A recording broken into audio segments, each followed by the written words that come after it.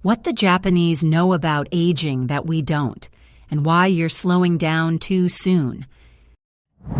They age with power. We age with pills.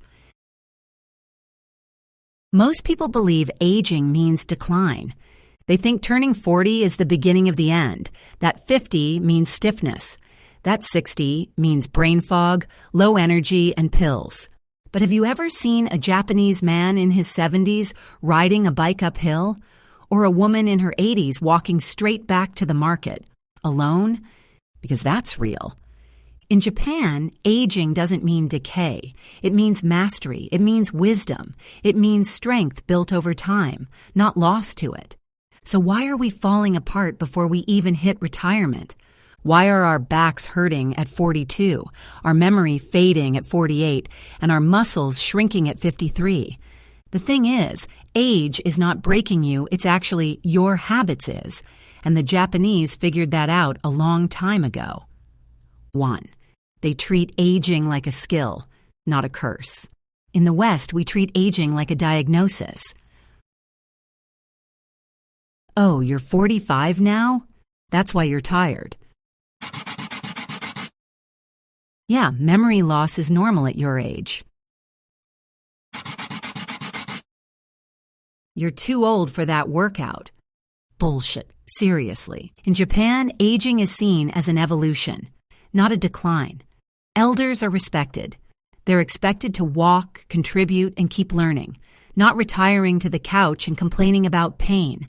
They train for aging, literally. They walk daily, stretch, squat. They don't stop moving. We sit more with every year and call it rest. They move more and call it life. Aging well isn't about luck. It's always about intention. How you can be like them. Stop saying, I'm too old.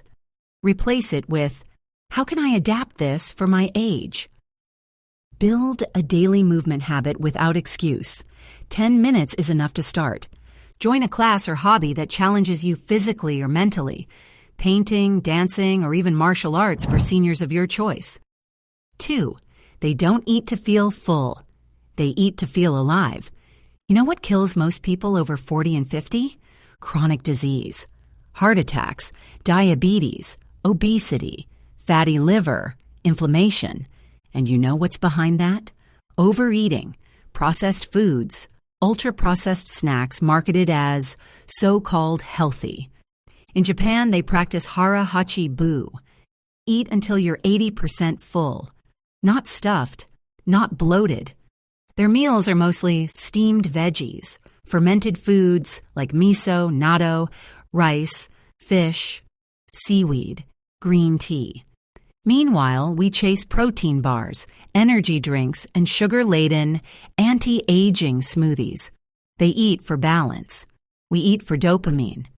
And guess who lives longer? I think we all know it already. How you can be like them. Practice intentional eating.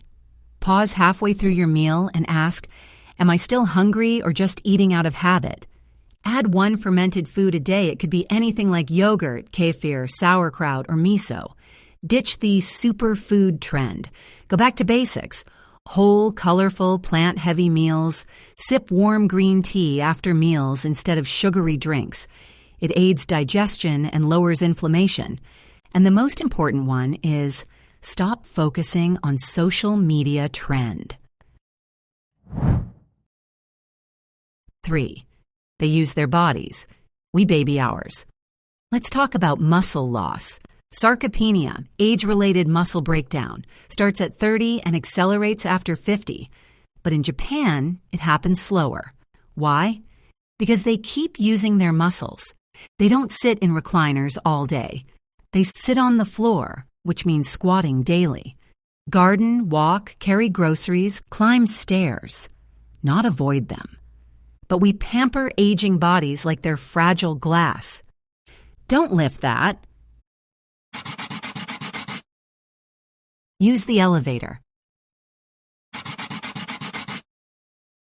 Let your son do it. And muscles disappear, replaced with fat, pain, and dependency. Movement isn't optional after 50. It's medicine. How you can be like them. Get on the floor once a day. To stretch, sit, or play with a pet. Getting up strengthens your legs and core. Start lifting something regularly. It can be groceries or body weight. Take stairs daily without excuses. Even 3 flights make a difference. Aim for 7,000 to 10,000 steps per day.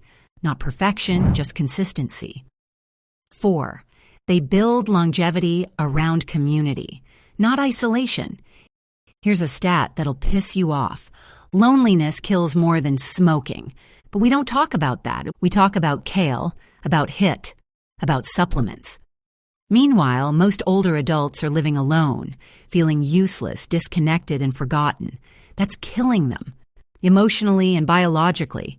In Okinawa, Japan, they have moai, small groups of friends that stay connected for life. They check on each other, they walk daily together, eat together, and most importantly, laugh and feel important too, like they have someone to talk to. Because connection releases oxytocin. It calms the nervous system. It strengthens immunity. It protects the brain. You don't just need food, you need people. How you can be like them. Create your own moai. Just 2 to 4 people you check in with weekly. Walk together. Cook together. Laugh together, simple. Don't isolate when you feel low. It only worsens your health. Text someone right now. Yes, right now. Join a local group, online circle, or community center. Anything that makes you show up for someone else too. Volunteer. It's not charity, it's therapy for your soul. 5. They don't fear death, so they actually live.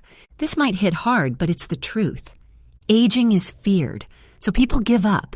We fear wrinkles, fear memory loss, fear weakness. So we quit trying.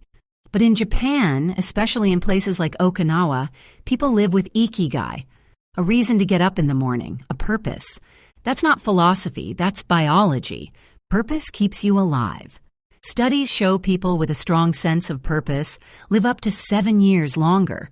The average 85-year-old in Japan wakes up, cooks breakfast, goes for a walk, waters their garden, and meets a friend because they want to. Most 85-year-olds here are in nursing homes, or worse, already gone. That's not destiny, that's culture. How you can be like them. Ask yourself, why do I wake up? If you don't know, find it. Write down 3 things you love doing and find one way to do them every week. Stop obsessing over how long you'll live. Focus on how well you'll live. Final thought. The truth is, aging doesn't kill people. Giving up does. And giving up doesn't happen at 80. It starts quietly, around 40, 50, 60, when you start believing you're past your prime. But you're not. You're not too old. You're just too misinformed. What the Japanese know, and we forget, is that aging is a choice. Not the years, but how you meet them. You don't need to chase perfection. You need to stop giving up on yourself. That's the real difference between people who stay healthy into their 70s and those who start falling apart in their 40s. They didn't wait for motivation. They didn't look for hacks. They just kept showing up, even when no one was watching. The truth is, you don't need a new diet, a fancy routine, or a perfect plan. You need to give a damn about your body, and you need to stop thinking it's too late. So here's what I want you to do next. Pick one thing the Japanese do that you're not doing yet. Make it yours. Stick with it.